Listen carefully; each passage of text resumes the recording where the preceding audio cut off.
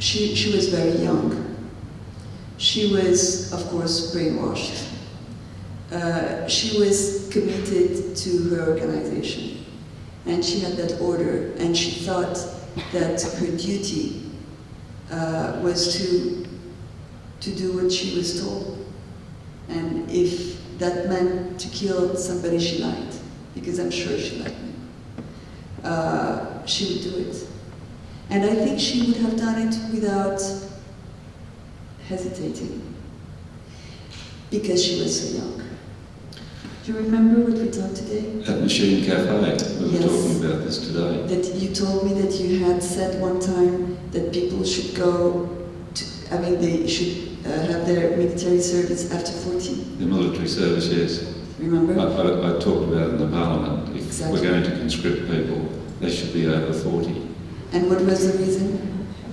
Howls of rage.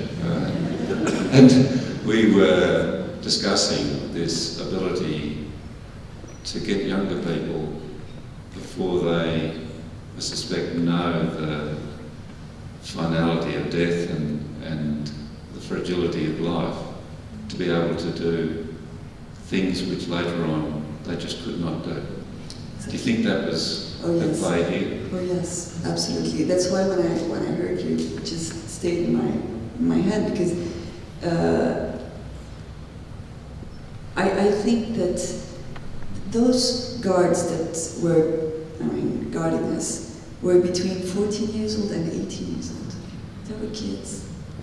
And we see this a lot in Africa and elsewhere. Children used for recruiting them for these horrible wars, terrorist wars in particular.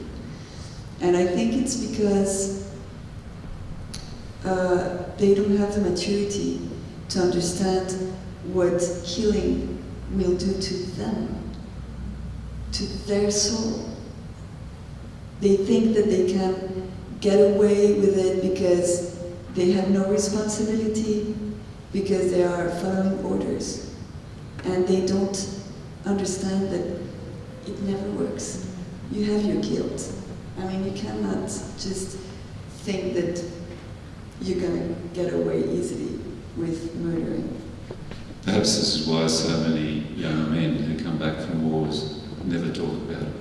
Exactly. Yeah. Ingrid, there was another woman who taught you the rosary. Can you tell us about her? Yes, that was Gloria. Gloria was a prisoner, like I was. And when I was abducted, my father was very ill. He had been in the hospital. He had a heart stroke, and he survived. I don't know how, but after you were abducted, he had a heart attack. Before. Mm-hmm. So when I was abducted, I knew that my father was ill, and I was very concerned in escaping in order to be with him before he passed away, because I knew that was going to happen. He was really ill. But he died. He died when I was in captivity. And my relationship with God had a lot to do with him. Because when I learned that he had died, I was so outraged with God. I thought that was, it didn't, if God was this God of love, how could he accept it? How this would be, How did you get the message that your father was dead? Oh, it was horrible. I was in the camp after an attempt of escape, so I was punished. I was chained to a tree, and I was bored and depressed because, of course, I had been recaptured. And in the camp, the provisions that came to the camp were normally bags of rice and beans. And this time, there were vegetables coming in, which was luxury. And the vegetables were wrapped in newspaper. So because we were bored and we had nothing to do, we asked the commander if we could take the newspapers to read. And so he accepted, and they brought this newspapers, this bunch of, pages of newspapers. And so we were like so excited to have something to do. And the first page I had in my hand was a page with a picture of a priest with this very hard look, and he was surrounded by journalists and photographers with long lenses. And so I just, I was going to just pass the page, but something cut me that in the attitude of the priest, so I read the caption. And the caption said, "This priest is very annoyed because of the turmoil made by the sheer number of journalists around Betancourt coffin." You're right, yeah. And you knew your father Yes. was that person, yeah, off the wrapping of the vegetables. Yes, it was a very hard moment. So I didn't want to believe in God anymore. But with the time passing by, I came to realize that it had been a blessing, really, to have my father just go away so quickly that he didn't suffer what my mother was suffering, because my mother was suffering a lot. So I remember him praying with the rosary. So once I decided I was going to make my peace with God, I decided to pray with the rosary. I didn't have a rosary. So I remember there was once in a camp a piece of wire that was on the floor. So I said, "Oh, I'm going to recycle this." So I took the wire and I said, "What could I do with this? I'm going to do a rosary." So I did some knots, but then I thought, I don't know how many knots I should do because I don't know how a rosary is made. I don't know how to pray with the rosary. So I said, okay, I'm going to do, I didn't know if it was 10 or 15, so I made 15 knots in case. Better to have more than less. So I had this rosary for a long time, and I would, pray with it, thinking that I was doing the correct thing. But some years later, I was brought to a compound with other hostages. And in that, it was like, I would say a concentration camp in the middle of the jungle. Fences, barbed wires. It was really a very horrible place. How many people were in there? We were 60, there were, I would say 50. It was a compound that was divided in two, a big one and a very tiny one. The big one had 50 soldiers and policemen that had been captured by the FARC. And the other small one, there were the civilians. We were the civilians, there were 10 of us, and there was this woman, Gloria. And when I was reunited with her, I saw that she was praying, and I said, I have this rosary, but I don't really know how to pray with it. And she was the one teaching me. And her children had been captured by the FARC. Oh my God, that was a horrible story. She had been captured in her apartment with her children. The FARC had invaded the building one night and had taken everybody out of the building. And she was with her 3 children, but the little one, the youngest, didn't wake up. So he stayed in the apartment alone, and she was taken hostage with her 2 big boys. One day, the FARC told her that she was going to be taken to a place where she was supposed to videotape a proof of survival. And it was a lie. It was the trick they used to separate her from her children.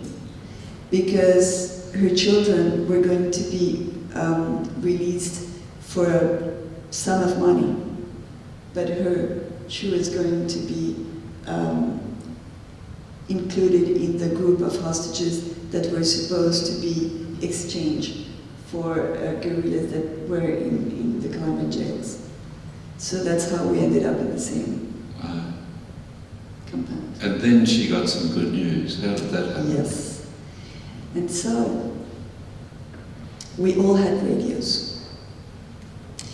But one day, in that compound, and radios were a luxury, because then we could listen to messages that were broadcast by our families on a daily basis. So it was really our connection to the world.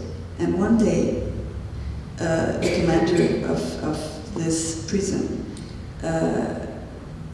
gave the order to take all the radios away. But I managed to hide mine. So I was the only one with a radio. And I was listening to this radio, at night. And I was supposed, to give the information to everybody. We would rotate the radio in class, but that night it was me hearing the radio.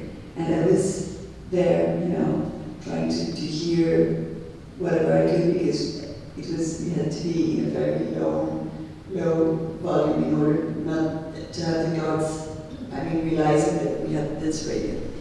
And I heard the news. The children had been liberated. And I was so excited that I couldn't walk to go and to bring her the radio and to give her the news. I remember I had been so excited that I couldn't move. So, I fell down like 3 times in the bath to just tell her. And when I arrived, I couldn't tell her what I wanted to tell her. And I was also frightened because I didn't know the guards to just listen to what I had to tell her. So I embraced her and I was crying. And I was telling her, your kids, they are free.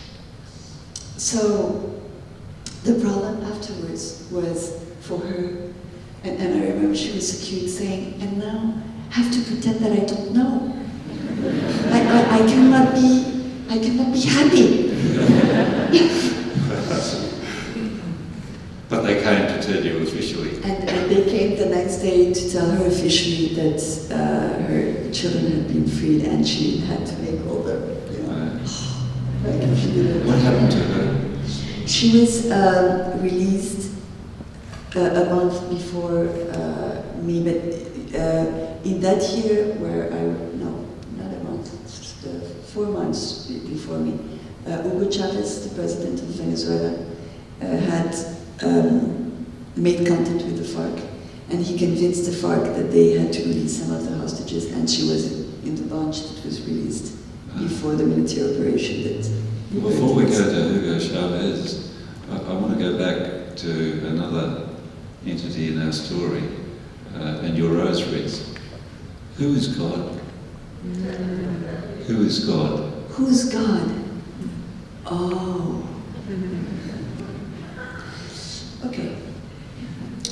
God is the light inside of us. That is our connection with Him. God is love, but it's not only love. God is power. God is rules. God is everything but not chaos. The relationship we have with God depends on our freedom. When He decided, and I don't know when He did it, but He decided to create us, He had in His mind something clear that I really appreciate, which is that He wanted us to be free. Freedom was His decision.